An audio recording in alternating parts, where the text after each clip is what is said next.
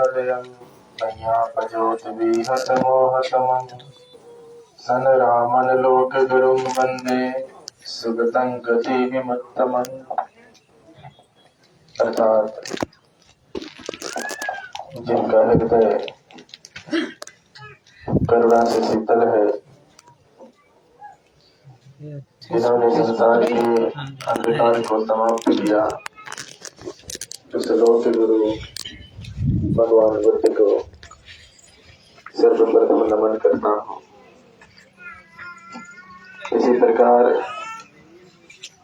धर्मराजा सम्राट अशोक तथा परम पूज्य बोधिसत्व बाबा साहब डॉक्टर अम्बेडकर के प्रति अपनी हार्दिक कृतज्ञता ज्ञापित करता हूँ। साथ ही साथ देश में जन्मे उन सभी संतों, गुरुओं, महापुरुषों को जिन्होंने देश में समता मूलक समाज की स्थापना में अपना योगदान दिया है, उन्हें भी श्रद्धा का सुमन अर्पित करता हूँ। इस पवित्र बुद्ध विहार के पदाधिकारी सदस्यगण, उसमें से विशेष रूप से पहलवान जी डॉक्टर साहब का मैं बहुत आभारी हूँ। इनको धन्यवाद कि आप लोगों ने मुझे यहाँ आमंत्रित किया। इस धम्म सभा में उपस्थित सभी उपासक उपासिकाएं, मुझे यहाँ करके बहुत प्रसन्नता हुई है और मैं बहुत दिनों से यहाँ आना चाह रहा था।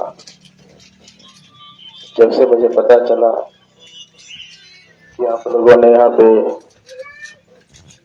बहुत सुंदर जमीन लिया हुआ है, बड़ी जमीन लिया हुआ है, मेरी कई बार इच्छा हुई कि मैं आकर के देखूं, लेकिन व्यस्तता के चलते आना नहीं हो पा रहा था। और आज भी हम लोग बिजी ही थे। सुबह एक कार्यक्रम था, जल्दी जल्दी हम लोग कार्यक्रम करके आपके यहाँ आए और यहाँ से भी मुझे अरैया बस्ती जाना है। अरैया बस्ती से फिर मुझे और आगे की यात्रा तय करनी है। वैसे डॉक्टर साहब का कुछ दिन पहले फोन गया और इन्होंने आमंत्रित किया। मैंने सोचा कि रास्ते में चलते चलते बुद्ध में देख लेंगे और हमारी बहुत शिक्षा पूरी हो जाएगी। बंधुओं, सच मानिए तो मैं भी बोलना बहुत कुछ बंद कर दिया है और बोलना इसलिए थोड़ा सा कम किया है। उसका कारण ये है, तथागत बुद्ध ने 45 वर्षों तक बोला है, 84,000 धर्म उपदेश दिया है। तो भगवान ने इतना कुछ बोला है, इतना कुछ उपदेश दिया है, उस पे चला जाए और उस काम को किया जाए, ये बड़ी बात होगी।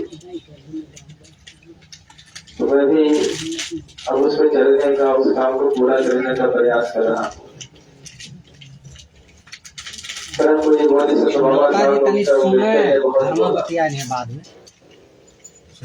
और बहुत कुछ किया। बाबा साहब ने जो संदेश दिया है उसको पहले 22 खंडों में लिपिबद्ध किया गया और वर्तमान में उसे लगभग 40-42 खंडों में लिपिबद्ध किया गया और 40-42 खंड उसके आ चुके हैं। तो मुझे लगता है कि क्या बोला जाए, वहां कुछ इतना बोला है, बस इसको किया जाए। और यहाँ करके मैं इतना प्रभावित हूँ, उसके लिए शब्द नहीं है। और मैं डॉक्टर साहब का, पहलवान जी का, पूरे टीम का मैं बहुत इसलिए मंगल कामना करता हूँ। जब कोई बुद्धिमान बनता है,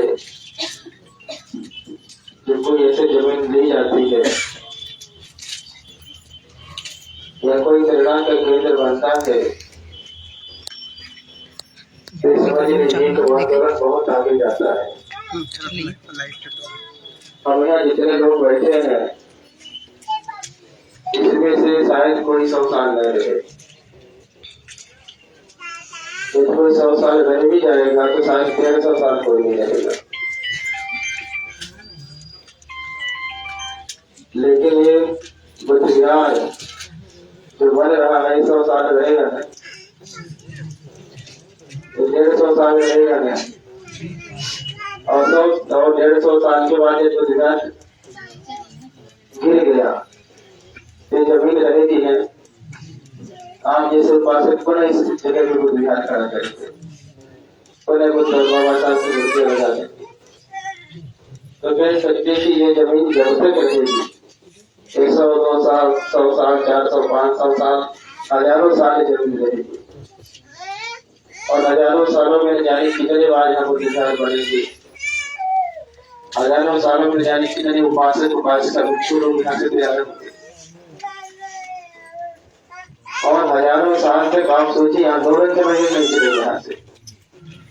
तो जो काम आप लोगों ने किया है, ये हजारों सालों के लिए आपने काम कर दिया है। हजारों सालों तक आपका आंदोलन, आपकी विचारधारा यहाँ से जीवित रहेगी। और मुझे लगता है कि ये बहुत बड़ी उपलब्धि है,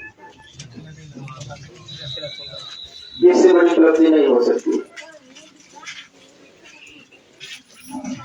आजकल हम लोग देखते हैं कि लोग बहुत बड़ी बड़ी बातें कर रहे हैं,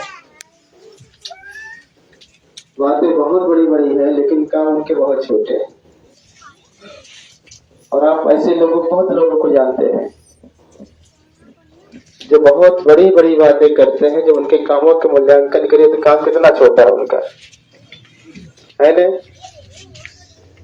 लेकिन मुझे लगता है कि आप लोगों ने बातें बहुत छोटी की हैं, लेकिन इस काम को, जो हजारों सालों का काम, कितना बड़ा आपने करके दिखाया है। तो आपने बातें छोटी की हैं लेकिन काम बड़ा किया है। और यदि मैं कहूँ तो आपने बातें भी अगर बड़ी की है तो काम भी, आपने काम भी बहुत बड़ा किया है। क्योंकि मैं जीवन में अभी निर्माण कार्य कर रहा हूँ, लखनऊ से लेकर के सारनाथ तक। लखनऊ में रहा तो वहाँ भी निर्माण कार्य चलता रहा, उसका मयंक रहा। और सारनाथ में भी हमने जमीन ली और निर्माण कार्य शुरू किया, प्रारंभ किया, लगभग समाप्त भी हो चुका है। अभी दूसरा प्रोजेक्ट मैंने अपने हाथ में लिया है, मिर्जापुर में लगभग 28 एकड़ जमीन हमने एग्रीमेंट किया है। और उसमें हम बहुत विश्वविद्यालय का सपना देख रहे हैं।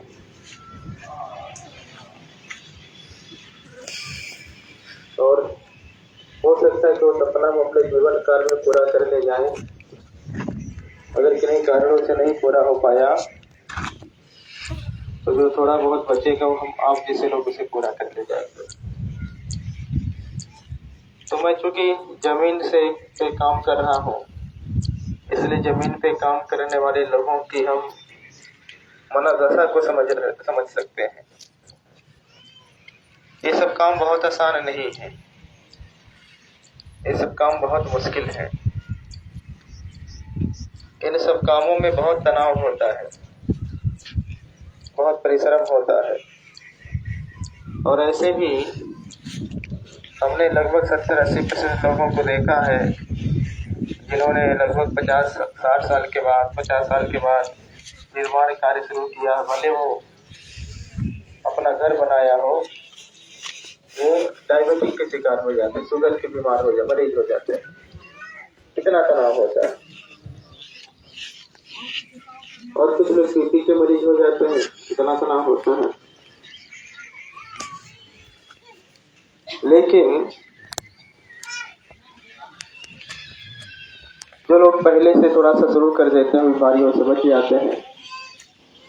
तो निश्चित तौर पे काम बहुत तनाव वाला है। और बहुत परिश्रम वाला है, सबके बस की बात नहीं है। लेकिन इस काम में जो लोग करते हैं, अगर उनको सपोर्ट करने वाले लोग मिल जाए, मदद करने वाले मिल जाए, उनके पीछे खड़े होने वाले मिल जाए, तो काम बहुत आसानी से हो भी जाता है। मानवर काशी राम साहब का एक संदेश है। मानवर साहब कहते हैं कि 100 रुपए की कीमत किसी लिए कुछ भी नहीं है।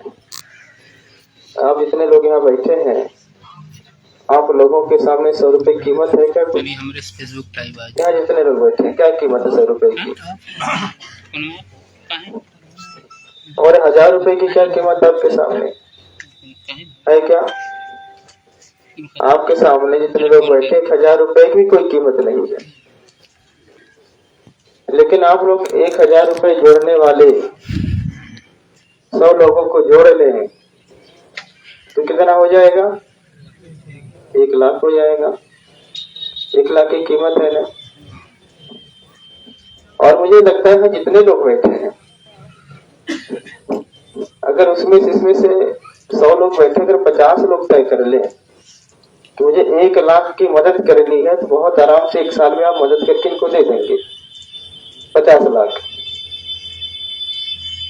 आपके 100 जो है परिचित तो होंगे जीवन में, जो आपके मित्र होंगे, आपके रिश्तेदार होंगे, आपके जान के पहचान के लोग होंगे। यहाँ कोई ऐसा व्यक्ति नहीं बैठा जिसके 100 लोग परिचित ना हो। आपको लगता है कोई ऐसा है जिसके 100 लोग परिचित ना हो? 100 लोग परिचित है और 100 कम से कम 20-25 रिश्तेदार तो होते ही है। तो आप अपने रिश्तेदारी में जा करके, अपने मित्रों के यहाँ जा करके कहिए कि हमारे जिले में एक बड़ा बुद्ध विहार बन रहा है और उसमें आपका 1000 रुपया चाहिए। आपके परिवार से 1000 रुपये उसमें चाहिए लगने के लिए। आप 1000 की मदद कर लीजिए। तो आप 100 लोगों के पास जाएंगे, 100 लोगों को लेकर के आएंगे, तो आपको बड़े आराम से आपको 100 लोग दे देंगे 1 लाख रुपया। आप 1 साल नहीं, आप 6 महीने, 1 महीने में इकट्ठा कर सकते हैं। अगर आप चाह लें तो 1 महीने में इकट्ठा कर सकते हैं। अगर आप 1 महीने में नहीं इकट्ठा कर सके, आप संकल्प ले लीजिए कि हम इस वर्षावास के समय, वर्षावास 3 महीने का है, और 3 महीने में हम 100 लोगों से संपर्क करेंगे, 1000 रुपए लोगों से मांगेंगे और 1 लाख रुपए हम ला करके इस बुद्धिकार को दे देंगे। तो आपके 3 महीने से यहाँ जो लोग बैठे 50 लाख रुपए इकट्ठा कर सकते हैं। और इनका 12-15 लाख रुपए उधार भी है। जो जमीन इन लोगों ने लिया है 12-15 लाख उधार है। तो इनका उधार भी खत्म हो जाए 3 महीने के अंदर, और उस पैसे से इनकी बाउंड्री वाल भी हो सकती है। तो आप लोग यहाँ जो लोग बैठे हैं, मुझे लगता है संकल्प लेना चाहिए। और मैं जानना चाहता हूँ कितने लोग कर सकते हैं ऐसा, मुझे जरा दिखाएं हाथ उठा के। देखिए इतने लोग, पहलवान जी हाथ गिन लीजिए, उतने लाख हो गए आपके पास। अभी रजिस्टर घूमेगा, सभी लोग अपना हस्ताक्षर कर देंगे। देखिए इतने लाख हो गए आपके पास, तो बहुत मुश्किल नहीं है। हम लोग अपना काम किए हैं, तो हम जानते हैं कि हमारा समाज संसाधन विहीन है। हमारे समाज के पास उतनी व्यवस्था नहीं है कि वह हमें एक मुफ्त पैसा दे सके। तो हम लोग क्या करते हैं कि हमको 10,000 ईटा चाहिए था, तो हम 50 लोगों की लिस्टिंग करते थे और उतने लोगों से कहते भैया आप इसमें से आप 500 ईटा दीजिए, 1000 ईटा दीजिए। ऐसे हम लोग करते थे। सीमेंट की लिस्टिंग करते थे, सरिया के लिए लिस्टिंग करते थे, गिट्टी बालू के लिए लिस्टिंग करते थे। आप मान ले हमारे पास भी मात्र आप जैसे समर्पित 100-200 उपासक लोग हैं। वैसे उपासक बहुत है, लेकिन जो समर्पित उपासक है 100-200 लोग है। और मैंने उन 100-200 लोगों से ही मदद मांगी, और उन 100-200 लोगों से हर साल मदद मांगी हमने। जब मेरा पहला मंजिल बन रहा था तो मैंने कहा कितना ऐसे हमको चाहिए, लोगों ने बना दिया। अगले साल मैंने फिर दोबारा फोन लगाया। हमने कहा कि आपने जो कुंटल सरिया दिया था उससे तो एक मंजिला हो गया, दूसरा मंजिल करना है, आपकी 1 कुंटल सरिया और चाहिए। उस व्यक्ति ने फिर अगले साल भी हमको दे दिया। फिर उसे अगले साल फोन किया कि आपने जो कुंटल सरिया दिया था वो दूसरा मंजिल हो गया, आप आकर के देख लो, मुझे तीसरा मंजिल डालना है, फिर 1 कुंटल सरिया चाहिए। उसने फिर दिया 1 कुंटल। हमने कहा आप चौथा मंजिल डालने जा रहे, तीसरा भी पूरा हो गया, आप आकर के देख लो, और मैं चाहता हूँ कि आपका चौथे में भी योगदान रहे। तो उसने चौथा मंजिल बनवा दिया। तो ऐसे लिस्टिंग कर ले और समर्पित उपासक अगर चाह लेंगे तो हो जाएगा। और इस बुद्ध विहार के लिए मेरा भी योगदान होगा और हम भी योगदान करेंगे। आज तुम लोग ऐसे निकल लिए थे और हमको लगा कि ऐसे हमको नहीं लगा था कि यहाँ पे आप लोग इतने लोग आएंगे, नहीं तो हम कुछ पैसे से लेकर के आए होते। हमको तो लगा कि पहलवान जी भंते जी से बात हो रही थी, इनसे मुझे लगा कि ये क्या नाम डॉक्टर साहब, ये लोग रास्ते में बात करते आ रहे थे और ऐसे भी कोई गंभीरता से बात नहीं कर रहे थे, बहुत हंसी मजाक कर रहे थे। तो मुझे लगा कि ऐसे कहीं कुछ खाने पीने का होगा डॉक्टर साहब के यहाँ और खा पी करके निकल जाना होगा। तो हम लोग बहुत गंभीरता से नहीं आए, लेकिन हमारा भी इस विहार में योगदान होगा। 4 प्रकार के लोग होते हैं। एक व्यक्ति होता है जो स्वयं दान देता है, लेकिन दूसरों को दान देने के लिए नहीं कहता है। दूसरे प्रकार का व्यक्ति होता है जो स्वयं दान देता है और दूसरों से भी कहता कि आप भी दान दो। एक तीसरे प्रकार का व्यक्ति होता है जो स्वयं दान नहीं देता लेकिन दूसरे से कहता आप दे दीजिए। और एक चौथे प्रकार का व्यक्ति होता है वो स्वयं भी दान नहीं करता और कोई देना भी चाहता है उसके सामने तो मना कर देते, मत दो, क्या करोगे देकर के, क्या फायदा देकर के, ये तो दान का सदुपयोग नहीं करते हैं, ये तो उड़ा जाते हैं, ये तो खा जाते हैं, ये तो बेईमानी कर जाते हैं। ऐसे बहुत सारे लोग कह करके मना कर देते हैं। तो भगवान ने कहा कि दान है तो दान के फल भी है, कर्मों के फल होते हैं ना। और भगवान ऐसे समझाया जैसे आपका ये हाथ है, इस हाथ की दीवार पे खूब तेज मारिए तो उस दीवार को चोट लगेगी नहीं लगेगी, और आपके हाथ को उसको भी लगेगी ना। जितना चोट दीवार को लगेगी उतनी तेज चोट आपके हाथ को भी लगेगी। तो कर्मों के फल है, हर जो है कर्म का फल है। और महाकाश्यप पंत जी मंच में बैठे, पूछ लीजिए वैसे हमारे यहाँ से कभी कोई खाली हाथ नहीं जाता। और मैंने संकल्प लिया था नालंदा में, एक बार जीवन में ऐसी कुछ घटना घट गई थी, छोटी सी 2 मिनट में उस घटना को मैं बताऊंगा। मैं नालंदा में अध्ययन कर रहा था। महाराजगंज के लोग ट्रॉली ट्रैक्टर लेकर के धर्मस्थलों पे घूम रहे थे। धर्मस्थलों के दर्शन करते करते वो लोग बुद्धगया गए और बुद्धगया में भी भारतीय बुद्ध विहार नहीं थे। उस समय भारतीय बुद्ध विहार न होने के कारण भारतीय लोगों को कहीं जगह नहीं मिलती थी। तो बांग्लादेश का एक मंदिर था, इसे बहुत ऊंचा है, बहुत नीचे इसे छत था। तो लोग उसी में पहुंच गए और मैनेजर से कहा कि मुझे रात में रुकनी है और मुझे आप जगह दे दीजिए। मैनेजर आया और कहा कि आप लोग 50-50 रुपए दे दीजिए तो रुक जाइए। मैं बात लगभग 2008 की कर रहा हूँ। 2008 में 50 रुपए की कीमत थी गरीबों के लिए। तो लोगों ने कहा कि नहीं 50-50 तो हम लोग नहीं दे पाएंगे, लेकिन हम लोग इकट्ठा करके जो भी होगा आपको दे देंगे। तो मैनेजर नहीं माना और ये लोग उससे अनुनय भी नहीं करने लगे। मैनेजर थोड़ा दुष्ट था, उसने जो वहाँ चौकीदार था उसको जगाया रात में और दोनों 4-5 बाल्टी पानी ला करके हाल में डाल दिए। नवंबर दिसंबर का महीना जमीन पे पैर ऐसे नहीं रखा जाता, अगर पानी पड़ जाए फिर कैसे कोई रहे। लोग निराश होकर के वहां से चले आए मेन मंदिर के सामने। सड़क पर लोग टाली खड़ा करके सोए।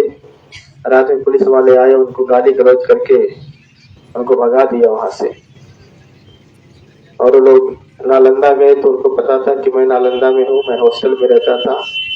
लोग पूछते पूछते मुझे हॉस्टल चले गए और मुझे सब बात उन्होंने बताया। मुझे बड़ा कष्ट हुआ, मुझे कष्ट भी हुआ, मुझे क्रोध भी बहुत आया कि ये ऐसे भी होता है क्या, और बहुत स्थलों पे होता है ऐसा।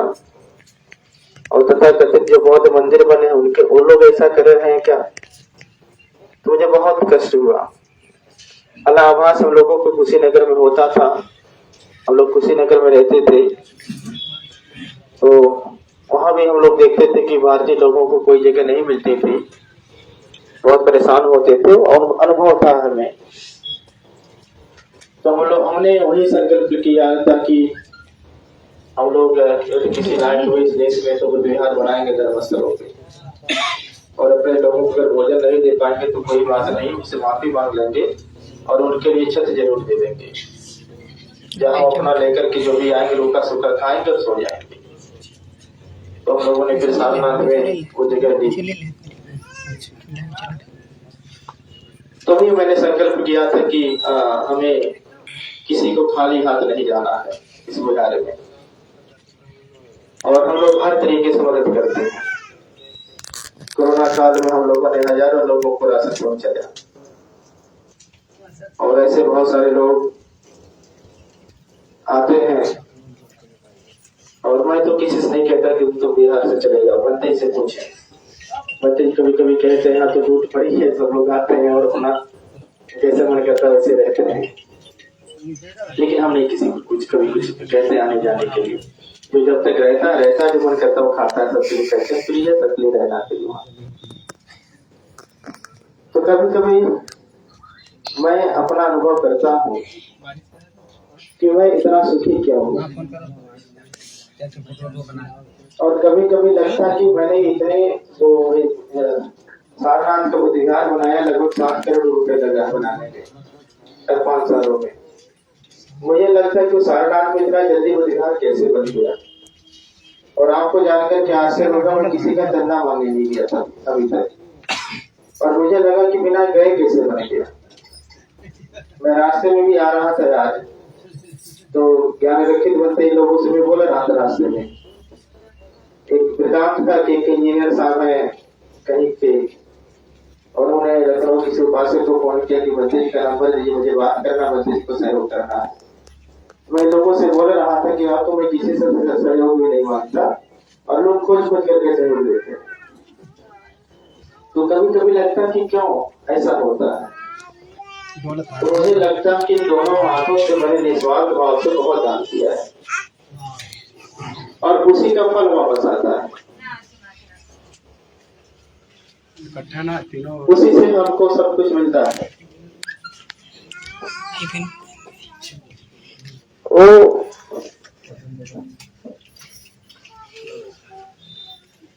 सारनाथ जो है, जो सेंटर तैयार हुआ है, आप निश्चित समझें कि वह हमारे बस त्याग से ही तैयार हो गया। और मैं कभी कभी अपने बंधु लोगों से मजाक में कहता हूँ, मैं भारत का पहला भिक्षु हूँ। इतनी उम्र मेरी है, इतनी उम्र में हमसे ज्यादा पैसा किसी भिक्षु को नहीं मिला होगा। हमसे ज्यादा पैसा देश में किसी भिक्षु को नहीं मिला होगा उपासकों द्वारा। मतलब अगर सारनाथ का सेंटर की बात करें, 7 करोड़ नहीं 700 लाख हो गया है, तो हमें हमारे उपासकों ने 700 लाख रुपए दिया है, दिया नहीं दिया। और मैं कहता हूँ मुझसे ज्यादा पैसा किसी को नहीं दिया, और मैं यही कहता हूँ मुझसे ज्यादा पैसा किसी ने खर्च भी नहीं किया। देखो होकर के हमने बहुत पैसा खर्च किया, और हमको लोगों ने बहुत पैसा दिया, ये केवल दान की वजह से। तो दान का अभ्यास करना चाहिए। और जिस व्यक्ति ने भी दान का अर्थशास्त्र समझ लिया है वो व्यक्ति कभी भी दुखी नहीं हो सकता, कभी भी गरीब नहीं हो सकता। तो मैं बोल रहा था कि जो उसके जो फल है, तो वो तो कहते हैं कि जो व्यक्ति दान देता है और दूसरों से दान देने के लिए नहीं कहता, तो व्यक्ति दान के फल से बहुत सुखी हो जाता है, उसको सब कुछ मिल जाता है। लेकिन वह अपने परिवार को ये नहीं कहा ना कि तुम ही करो, इसलिए उसके परिवार के वंचित रह जाते सुख सुविधाओं से। आप ऐसे देखिए बहुत सारे लोग हैं जो अकेले से तो घूम रहे हैं, खा पी रहे हैं, सब छोटा पहन रहे हैं, गाड़ी से चल रहे हैं, परिवार वाले क्या खा रहे हैं, क्या होता क्या उसे बच रहे हैं, क्या उसे चल रहे हैं, क्या नहीं चल रहे हैं। इसका कारण उस व्यक्ति ने किया, लेकिन उसके परिवार के लोगों से उसने करने नहीं दिया, लेकिन वो वंचित हो गए।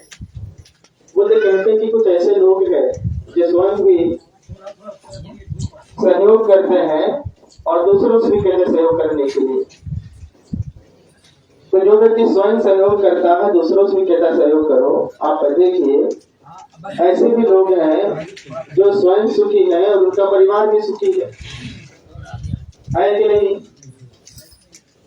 और कुछ ऐसे लोग हैं जो स्वयं दान नहीं देते, लेकिन दूसरे से कहते तुम दान कर लो।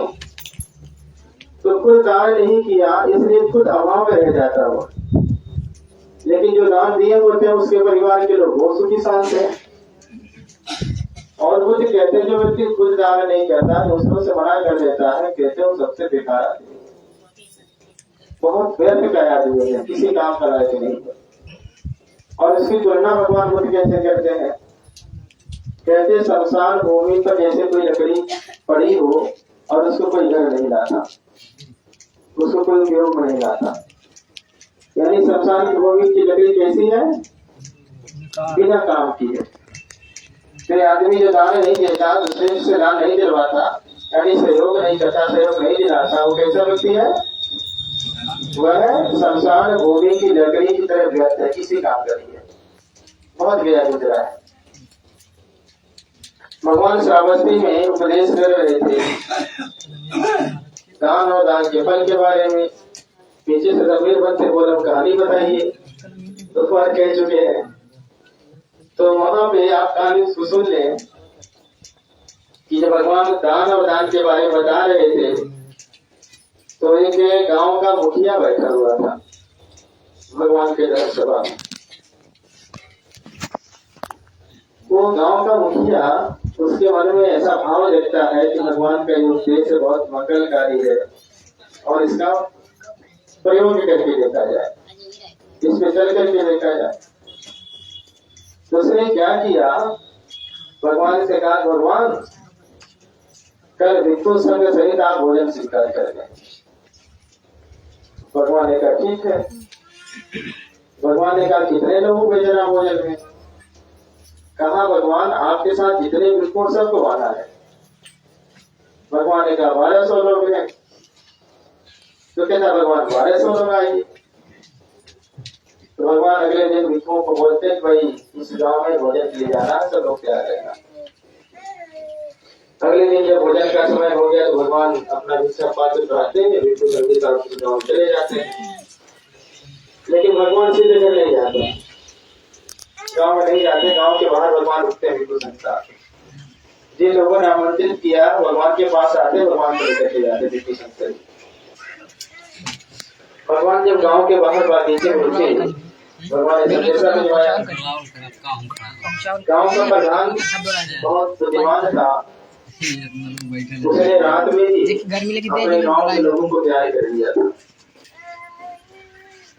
और गांव में गया। उसने प्रत्येक घर गया, सब घर जाकर कहता है कि भगवान आ रहे, भगवान का भिक्षु संघ आ रहा है, भोजन कराना है, 1200 लोग हैं।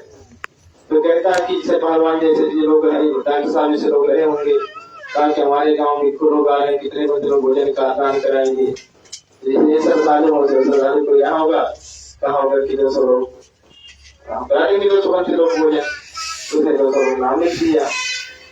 फिर वाले जिनके घर गया होगा गाँव भाई आप कितने लोग कराएंगे, इनके तो श्रद्धालु कोई रहा होगा, कहा होगा भाई हम भी जब उन्होंने 200 कहा 200 भी करा देंगे।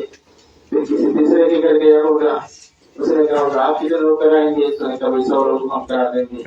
फिर ऐसे करते करते पूरा गाँव जो है, किसी ने 100, किसी ने 200, किसी ने 50, किसी ने 10, किसी ने 15, किसी ने 2, किसी ने 5, ऐसे रिपोर्ट की संख्या बांट ली।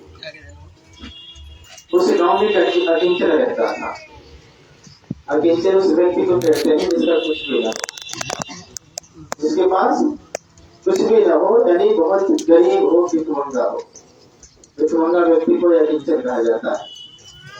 वो भिखमंगा जो व्यक्ति था अपनी पत्नी के साथ रहता था, दोनों बूढ़े बूढ़ा थे, एक साथ रहते थे, दोनों एक काम करके गुजारा करते थे। झूठी पूरी झोपड़ी थी, उसी में गुजर बसर करते थे। अकिंचन के घर भी गया मुखिया,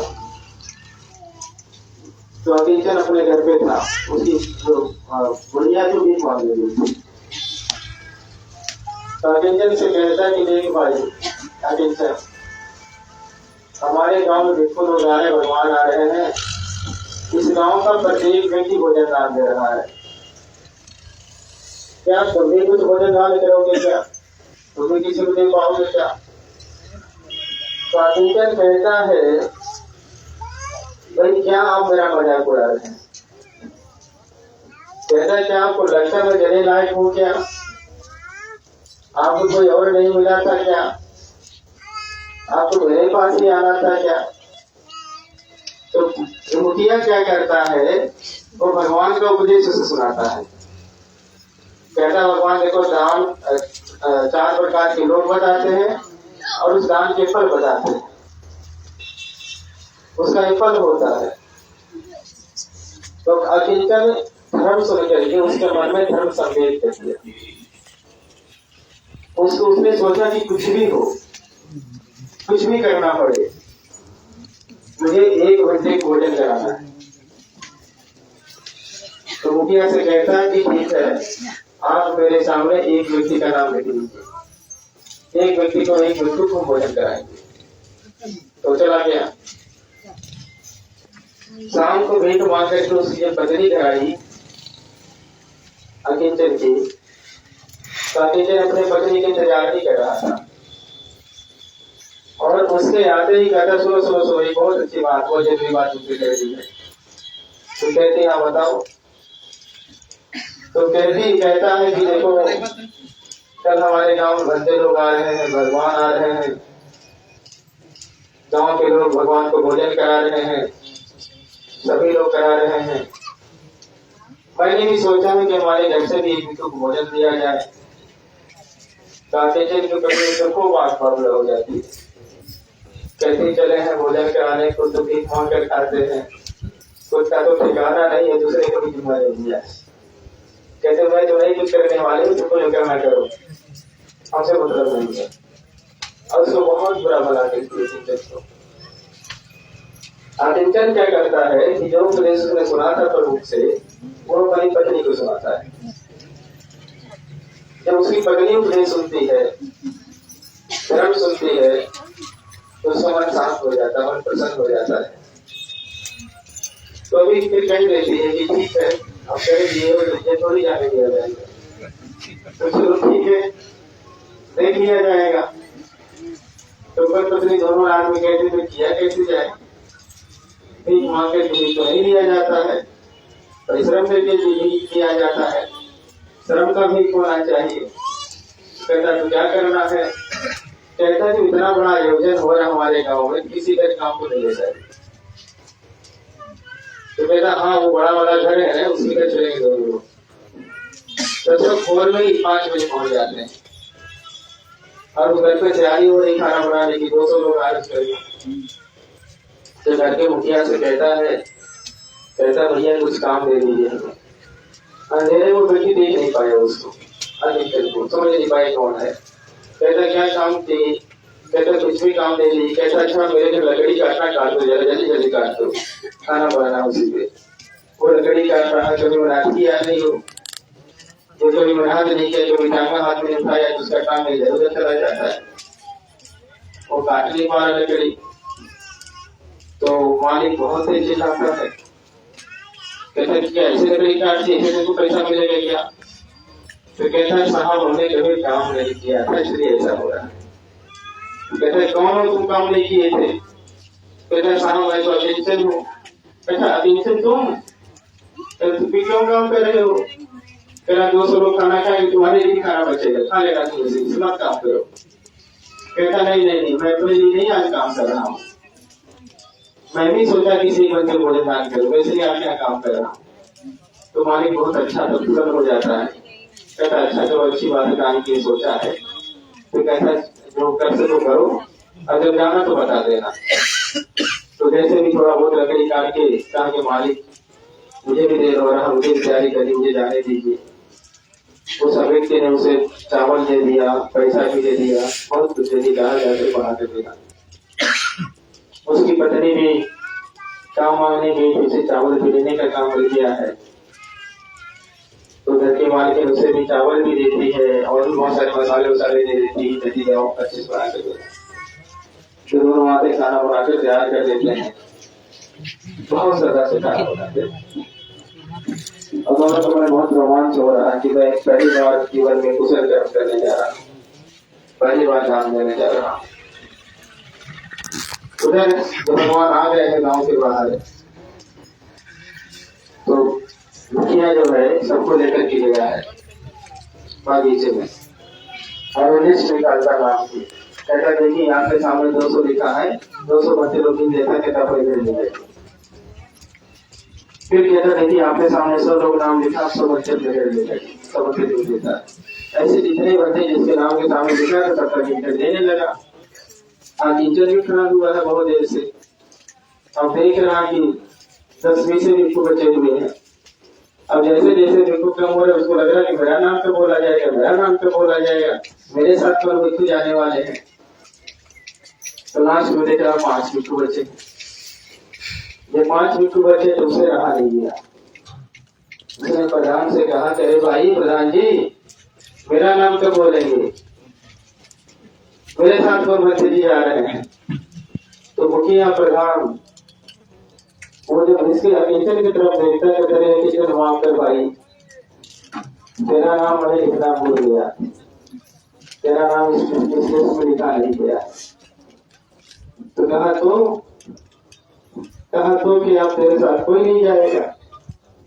तो टीचर बहुत गुस्सा हो जाता है, कहता नहीं ऐसा नहीं हो सकता है, पहली बार मैंने परिश्रम किया है, बहुत तुम्हारे कहने से किया है, और मेरे यहाँ बंदे को तो जाना नहीं जाना है, तो अपना काम कर दो, लेकिन मेरे यहाँ भेजो।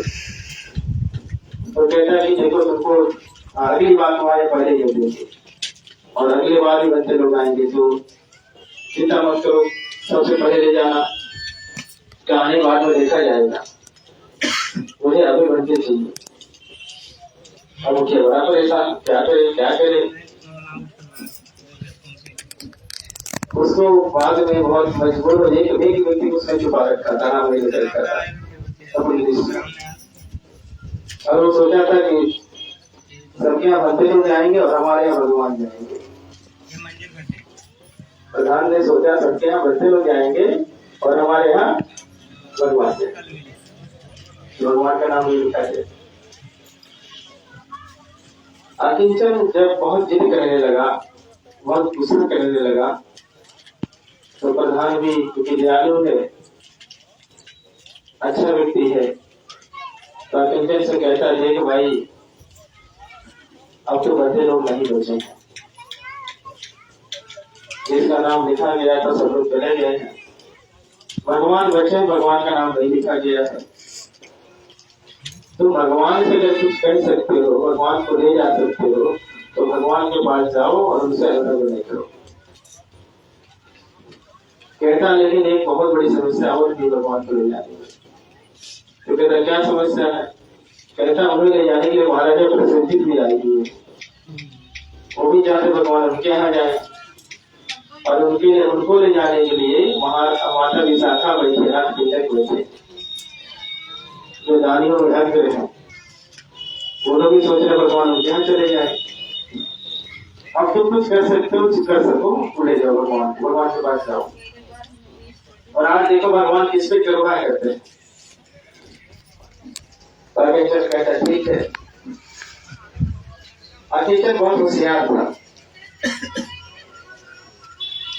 ये राजा महाराजा माता जैसे का दूर बैठे थे जो भगवान अपनी कुटिया में ध्यान कर रहे थे। लोग सोचे भगवान को क्या डिस्टर्ब करना। भगवान जब ध्यान से उठेंगे तो भगवान से प्रार्थना करेंगे ले चलने के लिए। अकेचन से रहा नहीं जा रहा था और उसको क्या पता ध्यान क्या होता है, उसको क्या पता साधना क्या होती है, उसको क्या पता मौन क्या होता है। वो भगवान की सीधे कुटिया चला गया और जैसे कुटिया में चला गया तो जैसे दरवाजे चौकट पे लेट गया। आधा शरीर कुटिया में, आधा शरीर कुटिया के बाहर, और लेट करके हाथ जोड़ करके कह रहा भगवान मैं अकिंचन हूँ। कहता भगवान मुझे माफ करे, मैं इस गांव का सबसे भिखारी हूँ, सबसे बड़ा भिखारी हूँ। कहता भगवान ऐसा सुना जाता है कि आप करुणा के सागर हैं। भगवान ऐसा सुना जाता है कि आप लोगों को उद्धार करते हैं। भगवान ऐसा सुना जाता है कि आप लोगों को सन्मार्ग पे लगाते थे। भगवान ऐसा सुना जाता है कि आप भटके हुए को मार्ग दिखा देते हैं। भगवान ऐसा सुना जाता है कि आप अंधेरा में प्रकाश दिला देते हैं। कहता भगवान इस गांव का सबसे गरीब होने के कारण, भिखमंगा होने का कारण, सर्वहारा होने के कारण यदि आपको सबसे ज्यादा किसी भी करुणा करनी चाहिए तो मेरे करनी चाहिए। भगवान इस गांव में अगर कोई सबसे ज्यादा पात्र है तो उसका मैं ही पात्र हूँ। भगवान यदि किसी को सन्मान पे लगाना है याद है आपको तो मुझे लगाना है, क्योंकि मैं ही सबसे ज्यादा बिगड़ा हुआ हूँ। क्या भगवान यदि किसी को आपको दया करनी, किसी के ऊपर सबसे ज्यादा तो मेरे ही करनी चाहिए। आज भगवान आज किसी का मान प्रशस्त करना है आपको तो मेरा ही करना चाहिए। भगवान आंख खोलने के लिए कौन हो? कहता भगवान अकिंचन हूँ। भगवान मैं आपको भोजन कराना चाहता हूँ। तो भगवान ने अपना भिक्षा पात्र उसके हाथ में दे दिया। बुद्ध की चर्या है, बुद्ध के पास जो पहले गया भगवान उसकी बात सुन लेते हैं। तो अकिंचन के हाथ में भिक्षा पात्र दे दिया। अकिंचन जैसे भिक्षा पात्र पाया बहुत पसंद हो गया और भगवान का भिक्षा पात्र लेकर के चलने लगा। भगवान अकिंचन के पीछे पीछे चलने लगे। अकिंचन आगे भगवान पीछे, अकिंचन आगे भगवान पीछे। महाराजा प्रसिद्धि से भी कह क्या हो गया? अनाथ पिंडर माता पिता के सब समझे नहीं पाए सब क्या हो गया, और उन्होंने भी पीछे पीछे जा रहे हैं। उन्होंने सोच रहे हैं कि चलो अभी भगवान को भेज रहेंगे, भगवान तो उसकी बढ़िया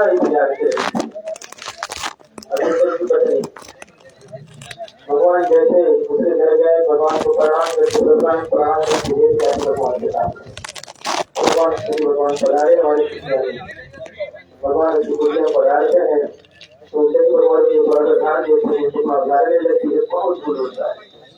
वो कहीं से जाने जा रहे हैं उसका चारपाई और किस तरह भगवान बैठ जाते भगवान की कुटिया बैठते हैं तो क्योंकि उसको अच्छा चावल मिला था, अच्छा मसाला मिला था, और जब उसे बर्तन से उसके बर्तन की लड़का हटाती है तो उसकी खुशबू पूरी कुटिया में मांग लगती है। उसकी खुशबू से पूरी कुटिया मांग जाती है। तो भगवान के जो है पात्र में डालते भगवान करते हैं और करने के बाद भगवान उसको आशीर्वाद देते तो चले जाते हैं।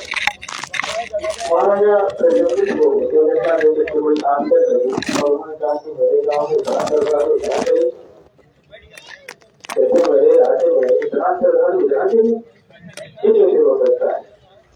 माता पिता भी सोचते हैं, अनाथ बच्चे भी सोचते हैं, इतना श्रद्धालु इतना गरीब को कैसे हो सकता है? इसकी तो मदद करनी चाहिए। महाराजा प्रज्वलित हो बहुत सारे चीजें दे देते, बहुत सारे बड़े दे देते हैं। अनाथ माता पिता बहुत सामान करते हुए वो भगवान को भोजन कराने मात्र से 24 घंटे के अंदर गांव का सबसे संतुष्ट बन जाता है। तो भगवान ऐसी बहुत सारी कथाएं भगवान के जीवन की, भगवान को लोग कैसे बात लेकर के अपना उद्धार करते।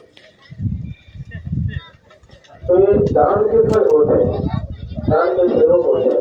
आपने किसी को सहयोग किया तो आपको सहयोग मिलेगा, और आप अगर किसी को सहयोग नहीं करते तो आपको सहयोग नहीं मिल सकता। आप जितने लोगों को सहयोग करेंगे उतने ज्यादा सहयोग आपको मिलेगा, और जितना कम सहयोग करेंगे आपको कम सहयोग मिलेगा। तो आपको सोचना चाहिए, सबको अधिक पाना है, अधिक पाना तो अधिक त्याग करना है। भगवान बुद्ध ने कहा इस सूत्र में, कहा कि निश्चय पर जल तो बदले, सब कुछ चल रहा, बहुत तेजी से चल रहा है। भगवान ने उदाहरण दिया, कहा जैसे किसी घर में आग लग गई तो व्यक्ति क्या करता है, जल्दी जल्दी सामान बाहर निकालने लगता है। जब किसी के घर में आग लगती है तो दौड़ दौड़ कर किचन की सामान निकालने लगते हैं। जो सामान निकाल लेते हैं वही बचता है, वही उल्टा होता है, बाकी गुजर गया उसका किसी हुआ। तो भगवान ने कहा इस संसार में, ये संसार राग से चल रहा है, इतना डाह है, इतना द्वेष है, इतना घृणा है। लोग घृणा से एक दूसरे की घृणा कर रहे हैं, दूसरे द्वेष कर रहे हैं, दूसरे क्रोध कर रहे हैं। ये संसार जल रहा है, द्वेष से जल रहा है। भगवान के संसार मोह से जल रहा है, और ये संसार राग यानी वासना से जल रहा है। तो इस संसार में जब प्रत्येक जल रहा है, आप जल रहे हैं, संसार जल रहा है, आप जो कुछ दान कर दे रहे हैं, त्याग कर दे रहे हैं, वही आपका है, बाकी सब जल गया, वो आपका नहीं। तो बंधुओं, ये सब जल रहा है, राग के अधीन, द्वेष के अधीन, मोह के अधीन।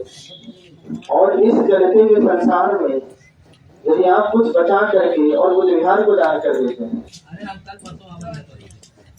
बुद्ध विहार को लगा देते हैं, तो है समझ लीजिए कि बहुत मंगलकारी हो सकता है। अभी हमने हाथ उठवाया कि कितने लोग 1 लाख दे सकते हैं। आप सोच लीजिए, आप 1 लाख में क्या कर सकते हैं? अगर आपको 1 लाख दे दिया जाए कि चलो 1 लाख में आप कुछ कर लो, तो आप क्या कर सकते हैं? 1 लाख में घर बना सकते हैं क्या? 1 लाख में बच्चों की शादी करा सकते हैं क्या? 1 लाख में बच्चों को आप पढ़ा सकते हैं क्या? 1 लाख में आप रोजगार बना सकते हैं क्या? एक व्यक्ति 1 लाख में कुछ नहीं कर सकता। लेकिन अगर आप 1 लाख बुद्ध विहार में दे देंगे तो आपके 1 लाख से बहुत कुछ हो सकता है। तो यहाँ जितने लोग बैठे हैं, ये बहनें बैठी हैं, आप लोग बैठे हुए हैं, तो आप लोग ये संकल्प लें कि हमें बुद्ध विहार को बनाना, बहुत पद्धति बनाना है। मैं जब बाहर के देशों में जाता हूँ तो मैं बाहर के देशों में देखता हूँ कि बहुत बड़े बड़े लोगों ने विहार बनाए। बाहर के देशों में बहुत बड़े बड़े बुद्ध विहार हैं। जब बाहर के लोगों से, आप थाईलैंड के लोगों से, आप बर्मा के लोगों से, आप श्रीलंका के लोगों से जब ये पूछेंगे कि आपकी संपत्ति क्या है, तो लोग बुद्ध विहारों की तरफ हाथ करके कहते हैं मेरी संपत्ति है। और अपने देश में उल्टा हो रहा है। अगर आपको पैसा मिल जाए 1 करोड़, तो सोचेंगे अपना घर बना लिया जाए, तो 1 करोड़ का आप घर बना लेंगे तुरंत। और जिसके पास पैसा है वो लोग 2-2 करोड़ का, 5-5 करोड़ का घर बना रहे। हमने बहुत लोग देखा तो उनके घर की कीमत 5 करोड़ की है।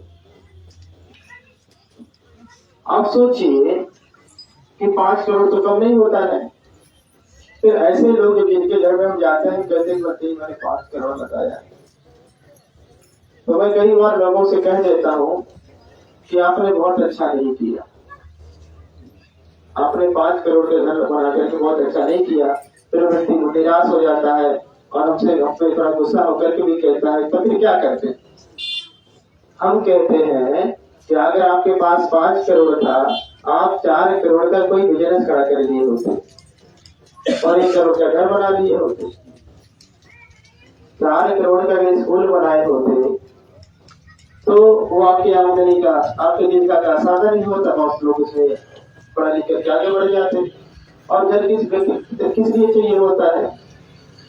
घर तो हमें इसलिए चाहिए ना कि हमें ठंडी से बचना है, हमें गर्मी से बचना, हमें बरसात से बचना है। यानी घर हमारी सुरक्षा के लिए होना चाहिए। घर किस लिए होना चाहिए?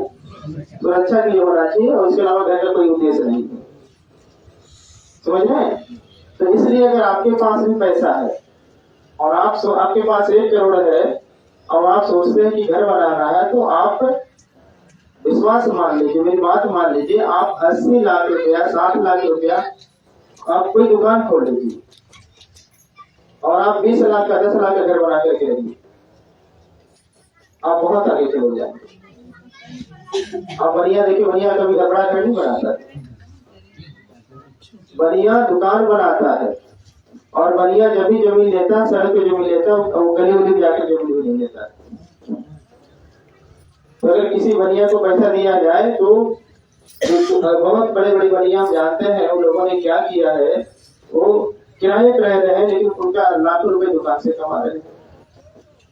तो आप लोगों को भी कुछ ऐसे ही करना चाहिए। और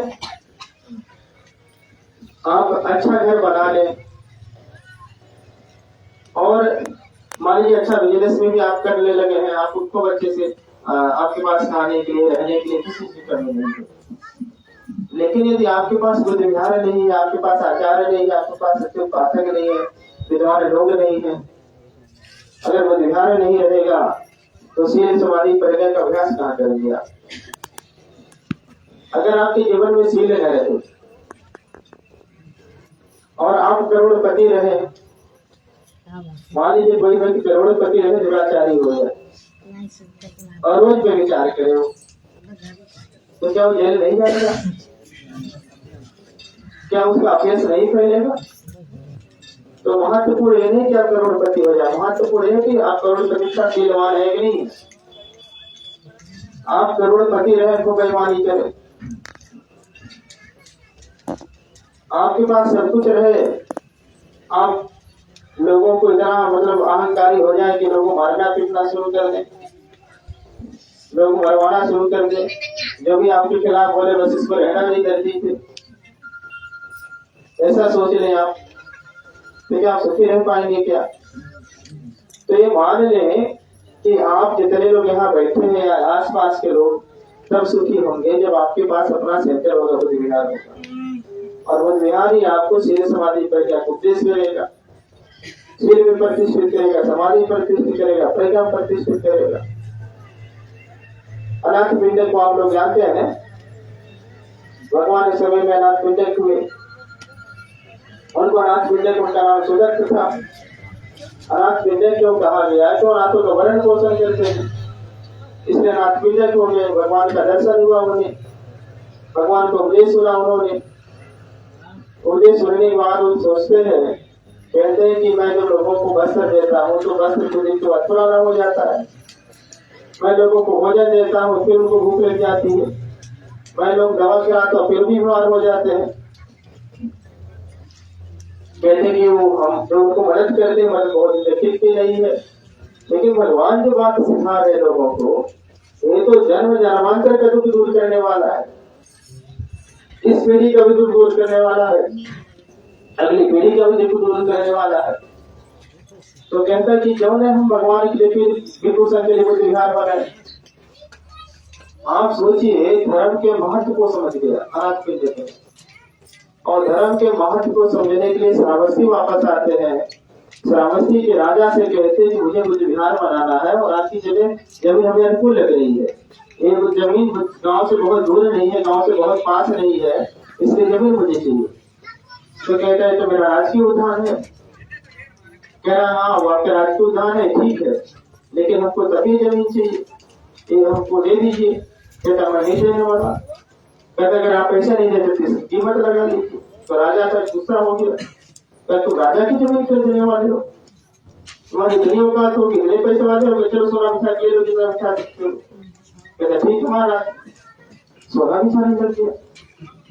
आप सोचिए कि वह व्यक्ति धर्म को इतनी गंभीरता से समझ गया कि पूरी जमीन पर सोना बिछाने लगा और बिछाते बिछाते राजमहल के द्वार तक चला गया सोना।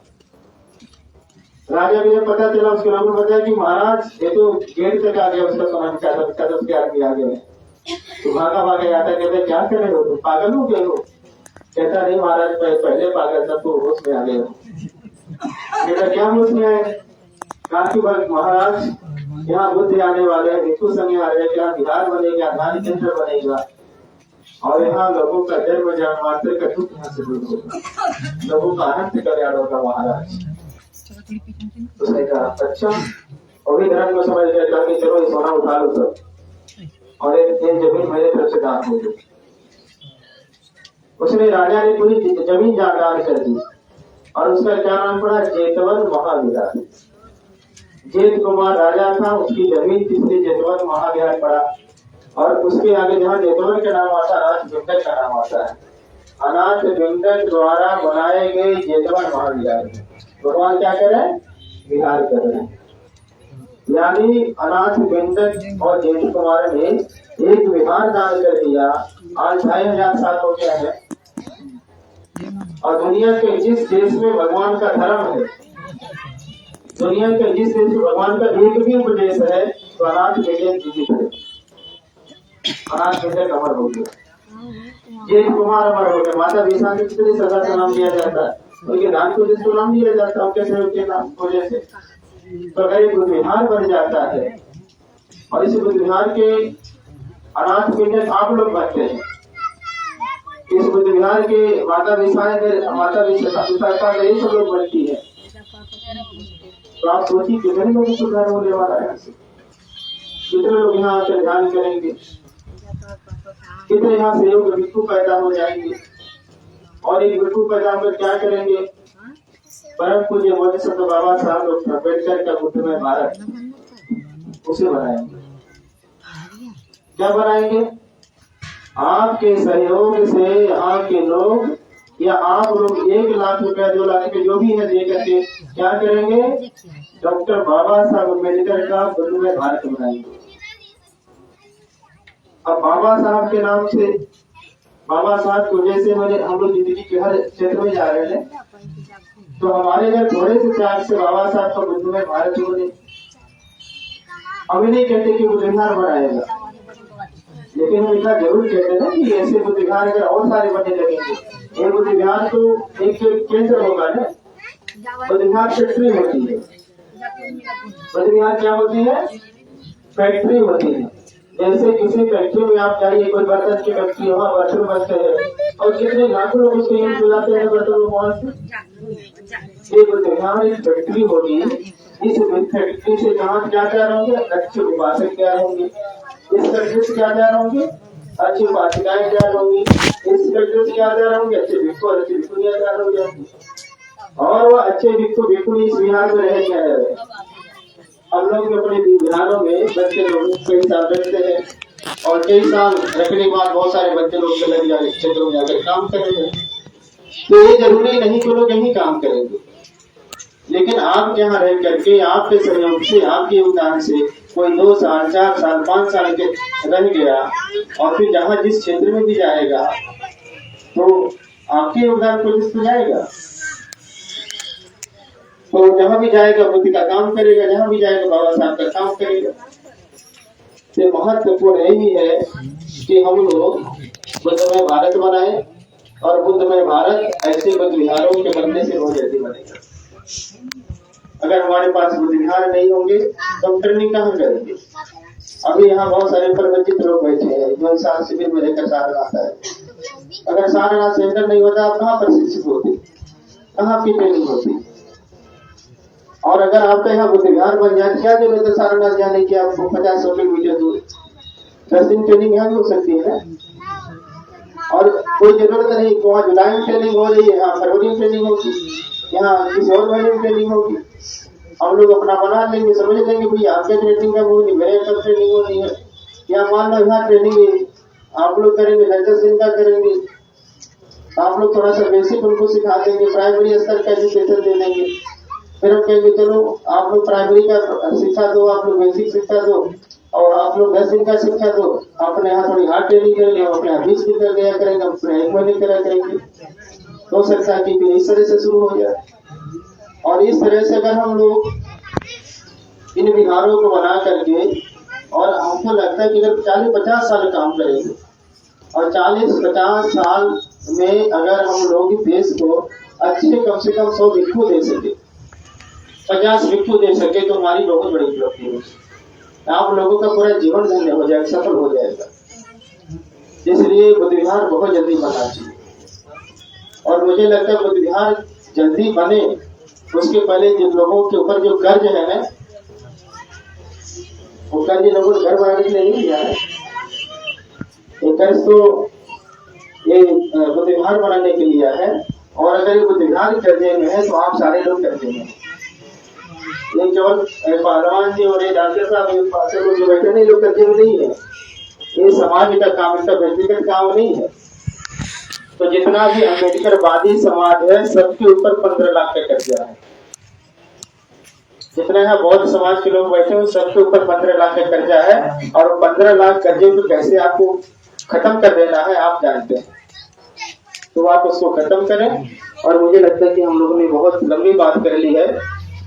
हमने कहा कि हम बहुत बोलते नहीं है, लेकिन न कहते हैं कि बहुत कुछ हम बोल गए हैं। मुझे बस्ती भी जाना है, तो यात्रा हमारी लंबी है। मैं आप लोगों के प्रति पुनः मंगल कामना करता हूँ। और मैं इस बुद्ध विहार के निर्माण के लिए आपका जो प्रयास है वो उसके लिए मैं धन्यवाद देता हूँ। मेरा अपना सहयोग आएगा, वो आपके कर्ज को थोड़ा सा कम करेगा। इन्हीं सब बातों के साथ आप सबके लिए मंगल कामनाएं। धन्यवाद।